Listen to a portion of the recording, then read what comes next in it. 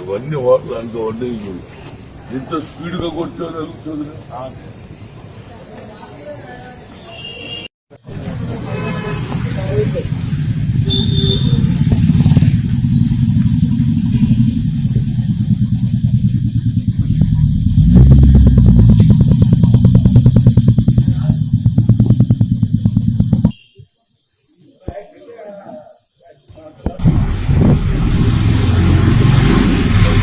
వచ్చి మరి రాళ్లతో కొట్టిన కారును ధ్వంసం చేశారు. లక్కీగా నాకు కొత్త కారు ఉంటే ఇంకా పెద్ద డేంజర్ ఉండే.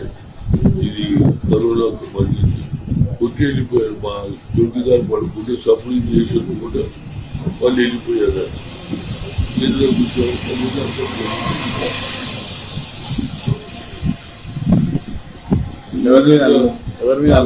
నా 22 అయినాక మరి ఏం చేయాలి నాకేం అర్థమవుతలేదు. నేను జనరల్ గా పొలిటికల్ గా ఏదో తప్పు జరిగితే నేను మాట్లాడుతుంటా.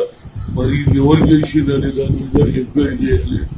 ఇవాళ ఇది జరిగింది రేపు ఇంకోటి జరగవచ్చు అనేది నా ఉద్దేశం. ఎందుకంటే ఇంతకుముందు నాకు ఇంటి దగ్గర సెక్యూరిటీ ఉంటే నాయబడి సెక్యూరిటీ తీసేసి ఇంటి దగ్గర తీసేసిండు.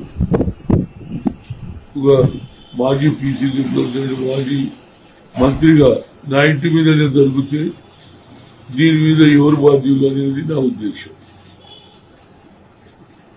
ఎందుకంటే ఏ ఇష్యూ జరిగిననే తప్పనిసరిగా క్రిటిసైజ్ చేస్తారు. ఎవరు చేసిందనేది ఎంక్వైరీ చేయాలి. అది పాయింట్. నేను అడిగిన కూడా గతంలో కూడా నాకు ఫోన్ల మీద వచ్చినప్పుడు కూడా డీజీపీకి రాసి ఇచ్చిన నా ఇంట్లో దాడి అవుతుంది, నా ఇంటికి ఫోన్లు చేసి తింటున్నారు. మరి మాకు సెక్యూరిటీ ఇవన్నీ కూడా అడిగా. ఇంతవరకు సెక్యూరిటీ లేదు. ఇంతకుముందు నా ఇంటి దగ్గర ఉంటుంటే నాకు ఇద్దరు చేసుకొని ఇద్దరు అది కూడా లేదు. అది కూడా తీసేసి అనేది నా ఉద్దేశం. అది ఎందుకు జరుగుతుంది? ప్రభుత్వం ఎవరు వరకు వాళ్ళకి ఇస్తుంది.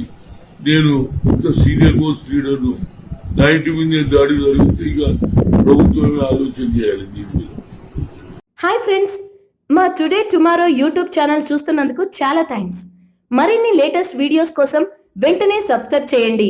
అలాగే ఈ బెల్ ని కూడా రింగ్ చేసేయండి. మా నోటిఫికేషన్స్ అన్ని మీ మొబైల్లో వస్తాయి.